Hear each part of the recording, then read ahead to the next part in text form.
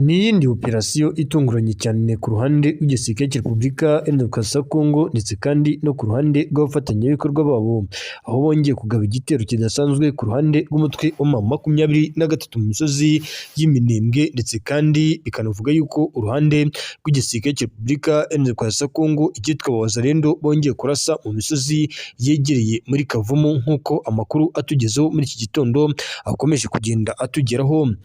Nshuti bavandimwe rero bakunze akadasohoka, ibintu bisa naho byongeye guhinduka ndetse kandi ibintu bisa naho byongeye gukomera cyane.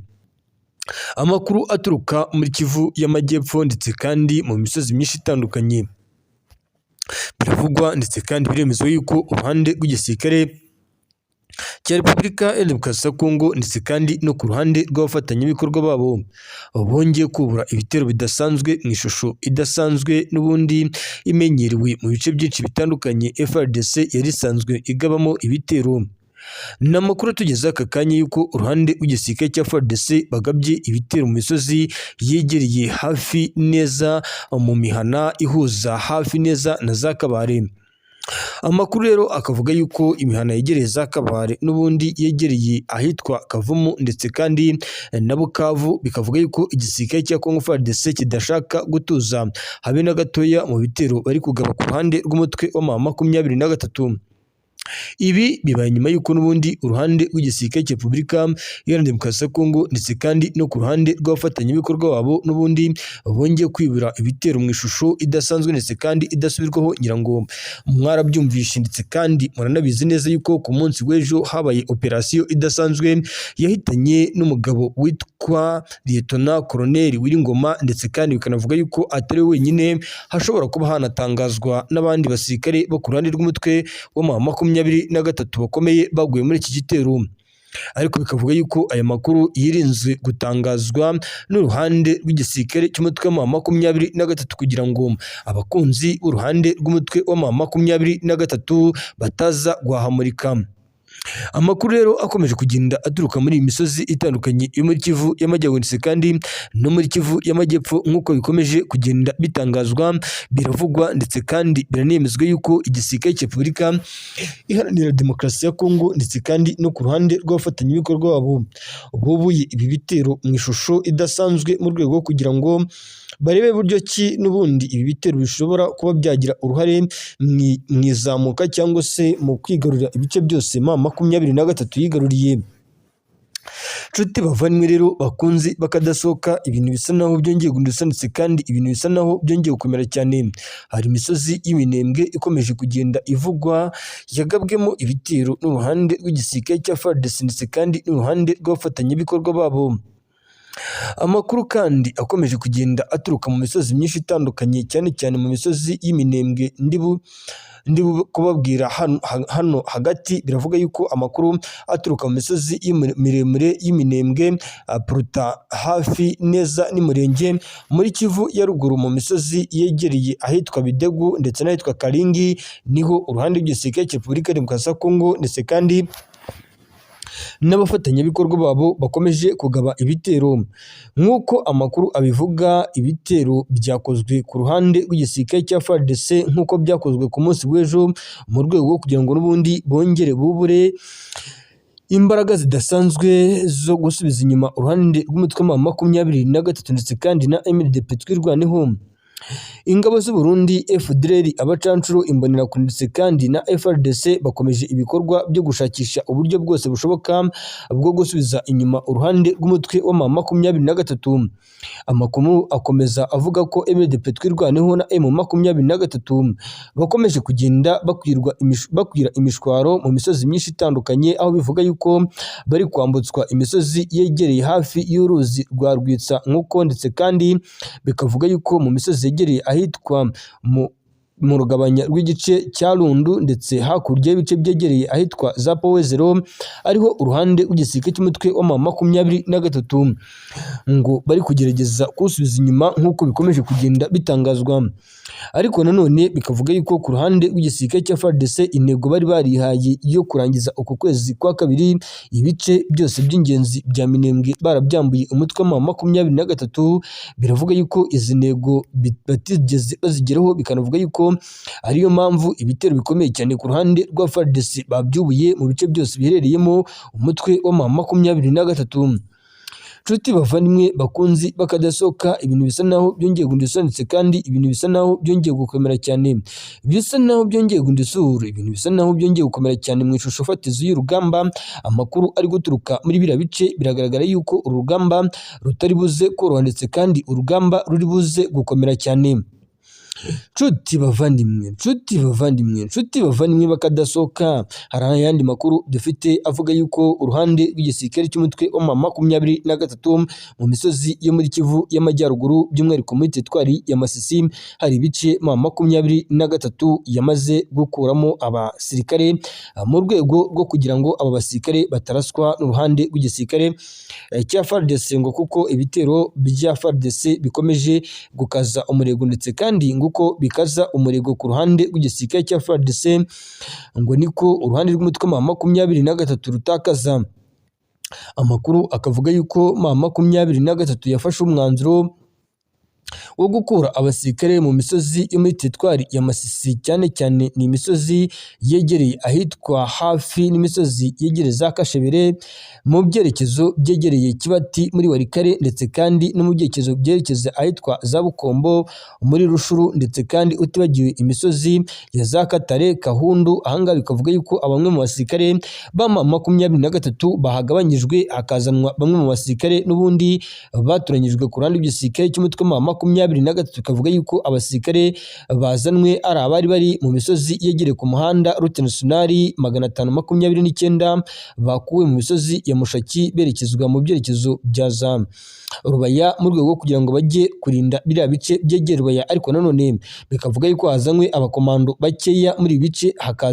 hakajyanwa umubare w'abandi basirikare bari bahari, bivuga yuko nta bushobozi bafite bwo guhangana n'ibitero bya FARDC byaba ari byo ku butaka ndetse kandi no mu kirere.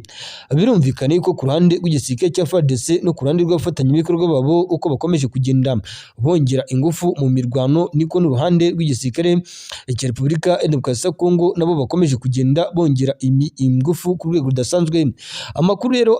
avugwa ku bikomeje kugenda bituruka muri Kivu y'Amajyaruguru by'umwihariko muri Rubaya, biravuga yuko n'ubundi imirwano cyangwa se ibitero ku ruhande rw'igisirikare cya FARDC byo bitateze guhagarara na gatoya, ukurikije uburyo ki situation ari hatari sana, ukurikije uburyo ki ibintu bikomeje kuzamba ndetse kandi no guhindura isura uko umunsi ugenda uza haza undi. Ni urugamba rukomeye cyane, ni urugamba rukomeje kuba ihurinze kandi ni urugamba benshi bari kwibazaho uburyo ribuze kurangira, kuko ishusho fatizo y'uburyo rugamba ruri kurangira biragaragara yuko ku ruhande rw'umutwe wa M23 aribo bari kwisanga baguye mu ihurizo ridasanzwe cyangwa se bari mu kaga gakomeye. Aka kaga rero bivuga yuko gashobora kubyarira uruhande rw'umutwe wa M23 ibibazo birimo kuba n'ubundi banapfusha abasirikare benshi mu gihe baba batemeye kurekura icyitwa Rubaya, kuko uruhande rw'igisirikare cya Repubulika ya Demokarasi ya Kongo hamaze gucibwa amarenga yuko iki gisirikare cya Repubulika ya Demokarasi ya Kongo cyamaze kunguka ubufatanye bukomeye cyane hagati yabo na Leta Zunze Ubumwe za Amerika, nyuma y'uko igisirikare cy'umutwe wa M23 n'ubundi bivugwa yuko kugira ngo ibi birombe bya Rubaya bitangwe n'igisirikare cya FARDC cyangwa se na leta ya Kinshasa, n'ubundi hari habayeho kubanza kureba uburyo Leta Zunze Ubumwe za Amerika bazirukana umutwe wa M23 muri ibi bice. Nshuti bavandimwe rero bakunze akadasohoka, ibintu bisa naho byongeye gudusonetse kandi ibintu bisa naho byongeye gukomera cyane ukurikije uburyo ki situation ihagaze. Ibice bya Sud Kivu y'Amajyaruguru, FARDC yo ikomeje kugaragaza yuko idashaka na gatoya guhagarara ku mirongo y'imibiri ku rugamba. Ibingibi bikomeje no guteza inkeke ndetse kandi n'ikibazo aho urugamba ruri buze kurangira cyangwa se uburyo urugamba ruri buze kurangira. Benshi bakavuga bati ibintu bisa naho byongeye kuzana ishusho fatizo itandukanye n'uburyo twabonaga urugamba ruhagaze muri Kivu ya ruguru ndetse kandi no muri Kivu y'Amajyepfo. Bikavuga yuko kandi ibi biri buze guteza icyago gikomeye uruhande rw'umutwe wa M23 nubwo umutwe wa M23 biri uvuga yuko hari defenses bagiye gukura muri misozi myinshi itandukanye z'abakomando babandi bazwi ku izina ry'abanyadushoka ngo bakabakura mu mujyi wa Goma mu misozi ya Mugunga, Rusayo, Rutoke, abandi bakabakura mu misozi ya Sud Kivu bakabagarura muri Kivu y'Amajyaruguru kurinda Rubaya, ariko biravuga yuko ibi bidashobora kugira n'icyo bitanga mu gihe n'ubundi FARDC yabikomeje gukoresha indege za Sukhoi 25 ku mirongo y'imbere ku rugamba ndetse kandi n'indege za drone ku mirongo y'imbere ku rugamba. Nshuti bavandimwe rero bakunzi bakadasohoka, ibintu byakomeye cyane kandi ibintu byongeye guhindura isura ukurikije buryo ki situation ihagaze. Urugamba rwabaye urgence kandi urugamba rwakomeye.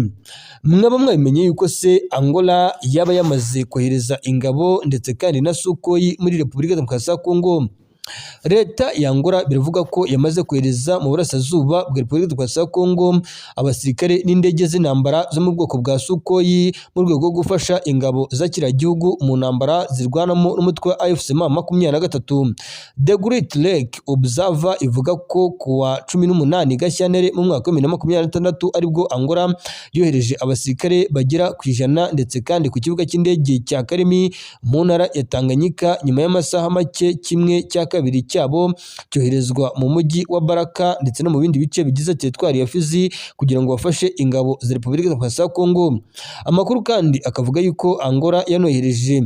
muri Kongo Kinshasa indege z'intambara zo mu bwoko bwa Sukhoi 30 Sukhoi 25 zoherejwe ku kibuga cy'indege cya Karemi kugira ngo zijye zifashishwa mu bitero bigabwa kuri AFC ndetse na MNDP twirwaneho mu bice by'imisozi miremire. Angola biravuga ko yamaze kohereza ingabo za Sukhoi mu gihe perezida wayo Joao Lourenço yari yifuje ko kuwa 18 Gashyantare AFC M23 ikinshasa byatanga agahenge. Ni agahenge Lourenço yifuze nyuma y'ingendo zitari nkeya perezida Antoine Félix Tshisekedi Tshilombo yagiye akorera i Rwanda kuva mu mpera z'umwaka ushize. Andi makuru kandi akavuga ko hagati y'itariki 19 n'iya 21 Gashyantare abahagarariye u Burundi na Repubulika ya Kongo bahuriye mu nama y'umutekano yamaze iminsi 3 ibera muri hoteli ya Kiriri Garden i Bujumbura. Iyi nama yitabiriwe n'umugaba mukuru w'ingabo z'u Burundi Gen Prime Niyongabo ndetse kandi na mugenzi we waturutse i Kinshasa General Jules Banza Milambwe na Minisitiri w'ingabo wa Repubulika ya Kongo Guy Kabombo Mwandiya Vita. Umuyobozi w'akarere ka 33 ka gisirikare muri Repubulika ya Kongo Brigadier Mwakumbuluku Daniel w'ibikorwa bya gisirikare bya Sokora ya kabiri ndetse na Colonel Kisembo Isingomba Benjamin n'abapilote baturutse muri Angola bitabiriye iyi nama. Iyi nama yaganiriwemo uko impande zose zagaba ibitero ku birindiro bya AFC M23 mu kibaya cya Ruzizi muri teritwari ya Uvira hifashishijwe ingabo zirwanira ku butaka n'izirwanira mu kirere kugira ngo iri huriro ry'ingabo za leta ya Kinshasa ryisubize biriya bice. Ubu ihuriro ry'ingabo za leta ya Demokarasi ya Kongo rigizwe n'abasirikare babarirwa mu bihumbi barimo Abangora, Abarepubulika ya Kongo, Uburundi, FDLR ndetse kandi kanavuga yuko na Tanzania ishobora kuba ihari, utibagiwe abacancu bakomoka muri Amerika y'Amajyepfo, bamwe bakomoka muri Argentine, Colombia, Mexique n'abandi batandukanye. Urubyiruko rw'imbonerakure Wazalendo n'abandi biravuga yuko bakomeje kongera imbaraga zidasanzwe ndetse kandi bikavuga yuko Amerika ndetse kandi na Algeria nabo kwikubitiro nabo bari kugaragara ku mirongo y'imbere ku rugamba bafasha uruhande rw'igisirikare cya Repubulika ya Demokarasi ya Kongo, nk'uko amakuru mpamo kubikomeje kugenda bigaragara ku mirongo y'imbere ku rugamba. Urugamba rukomeje kugenda rukometse kandi runahindura isura uko umunsi ugenda uzaza undi. Inshuti bavandimwe bakunze akadasohoka, ibintu bisa naho byongeye guhinduka ndetse kandi ibintu bisa naho byongeye gukomera cyane ukurikije uburyo ki situation ihagaze. Ibintu ntago biri buze koroha habe na gatoya. Reka mbifurize amahoro n'imigisha, mbifurije kumererwa neza. Amakuru yacu nakagaruka, subscribe, like, share, comment ni ingenzi, maze ubundi twibanire mu muryango mugari uraje inshinga no kubagezaho amakuru agezweho kandi yizewe. Ni Karemba Official nk'ibisanzwe.